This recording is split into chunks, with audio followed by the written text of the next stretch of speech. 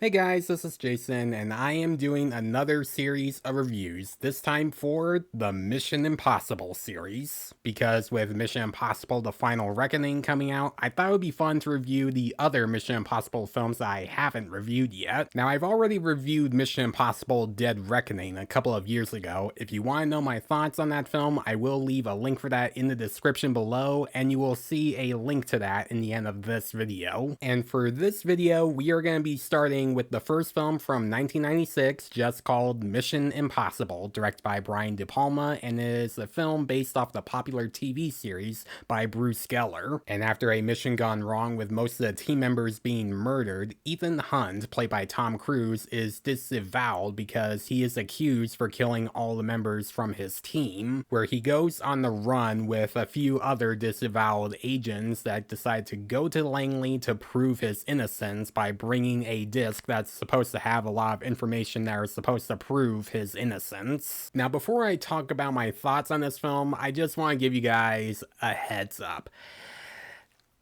I did not watch the original series growing up. I know it's bad. I've only seen the pilot episode and a couple of clips from the original show, but I never watched the entire series myself. I already know some of the stuff that this film introduced that were in that show, like how they make their disguises, and where Peter Graves as Jim Phelps gets these messages about what him and his team have to do, and you get the famous lines from the tape, "Your mission, should you choose to accept it. This message will self-destruct in 5 seconds. I do know that basic stuff, but I only learned that from these films. So if you're expecting me to have seen all of the original show, sorry, I just haven't yet. But I will say, even if you're a fan of the original show, I still think you might find some things to enjoy here, and even if you're not a fan, I still think you might like this film a lot. I think it is a good film for newcomers of the franchise that want to learn more about the Mission Impossible universe and its characters. And for me, the Mission Impossible film franchise is one of my favorite movie franchises of all time because they have some of the best characters in a lot of these films. They have some of the best writing. They're very fast paced. They never lose your attention, and they have some of the best action sequences ever made and some of the most insane stuff that Tom Cruise puts himself through. And this franchise has been going on for 29 years now, and now it's ending.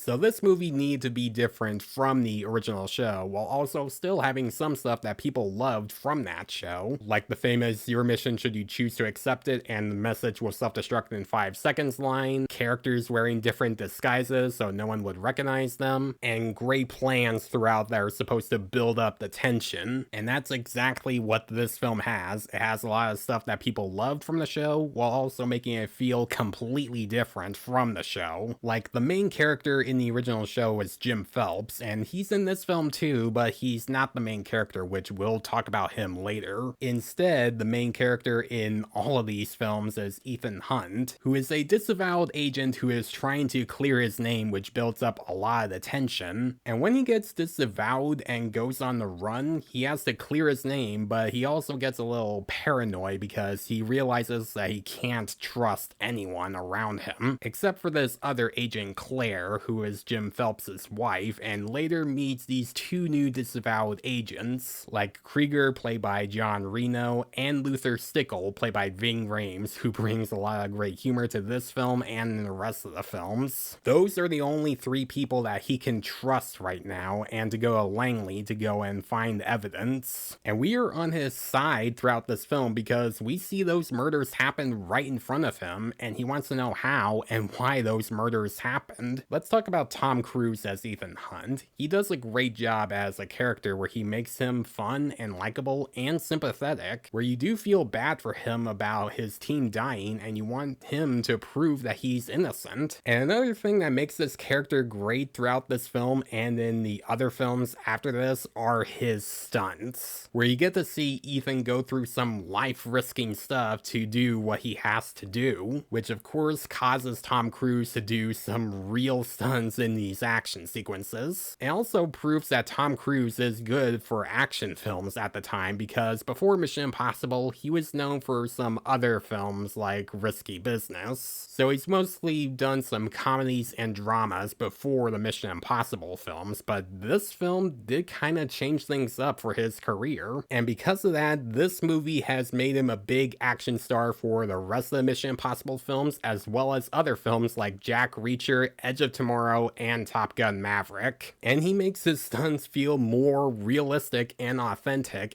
and you believe it when you see him do all of these stunts. Like in this one scene where they break into this one room that Ethan has to get into to get this disc, where he has to go in this one room where he has to stay quiet and cool, because if he starts sweating and he makes any loud noise or touches the ground, then an alarm goes off. And when Krieger accidentally drops Ethan, he tries picking himself up, and while that's happening, you see Ethan be super close to the ground. He's like this close to touching the ground and causing an alarm. And that stunt could have gone really badly, because if that didn't go well, then Tom Cruise would have just hit the floor really hard and injure himself, making you wonder how many times did Tom Cruise do this stunt, because that just looks too insane to do. This movie also uses a lot of Dutch angles to help build more of the tension and a sense of paranoia, like when Ethan is talking to Kittredge, played by Henry Czerny. The way they do this scene and showing how he's being double-crossed by Kittredge definitely builds up a lot of the tension. And what also makes this film great are the dialogue scenes, where they do build up a lot of tension, and that shows that this movie and the rest of the films prove that you can still use dialogue to build up tension. It uses exposition and characters talking about a certain plan that they have to do to help build up some of the suspense and tension and make it work, which is also hard for most movies to do after this one, because there'll be some that will just use exposition that are supposed to explain things and kind of treat the audience like they're idiots. But this film doesn't do that. It gets the audience interested and wants us to see what's going on for the next scene. And that shows that Mission Impossible is one of the only franchises that does exposition right. The score by Danny Elfman is really good as well. He does a good job recreating the Mission Impossible theme while also coming up with new themes of his own. Like there's this one part in the soundtrack called Betrayal that definitely works for a scene that's building up to some of the dark stuff that is revealed. Now there is one character I haven't mentioned yet, and this character is a twist villain, which unfortunately gets me into spoiler territory, which if you have not seen Mission Impossible, I do recommend watching that and then getting back to this part of the video, because I am gonna spoil who the twist villain is. So we find out that the twist villain in this film is Jim Phelps, who is the main character in the original series, and in this film he is both Ethan's friend and mentor, but is soon later revealed to be the main villain that just wants to steal some money, which did get a lot of fans of the show upset, because in the show Jim Phelps is a hero, but in this film he's all of a sudden a villain, and he's killed a lot of his old team members with the help of Krieger and Claire. Now, as for someone that didn't watch the show growing up, it didn't bother me, because I had no idea that Jim Phelps was the main character in that show. And in my opinion, he does work as an okay villain that does have some threatening moments, but his motive isn't really the best. He just wants to steal some money for himself and his wife, and that's it. He's got some threatening moments, and Jon Voight does a really good job as a character, but there really isn't much about him. And he's not really in the movie that much, so that twist, in my opinion, didn't bother me, but I do wish that they made him a better villain for having a little more screen time and a better motive. Now, I do really like this movie. I do appreciate it for starting this huge franchise of films that I later loved, and it's still a fun watch,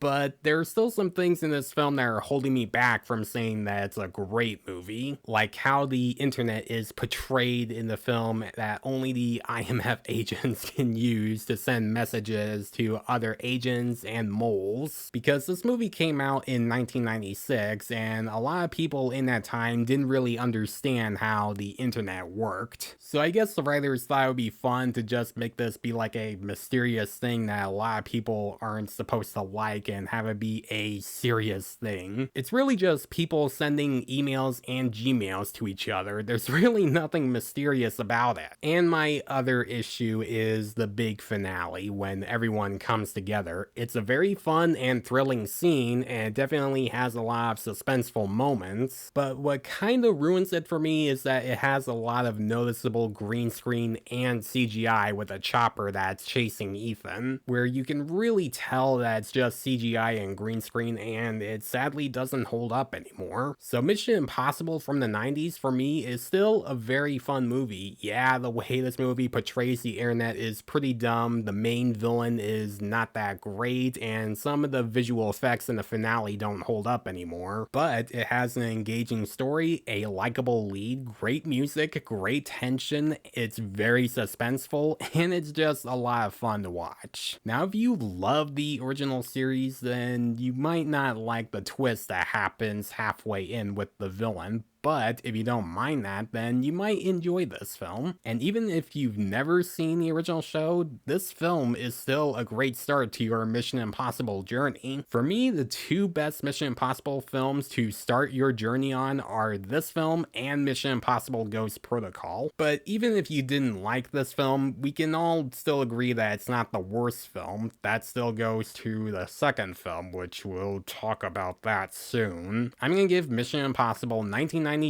a B+.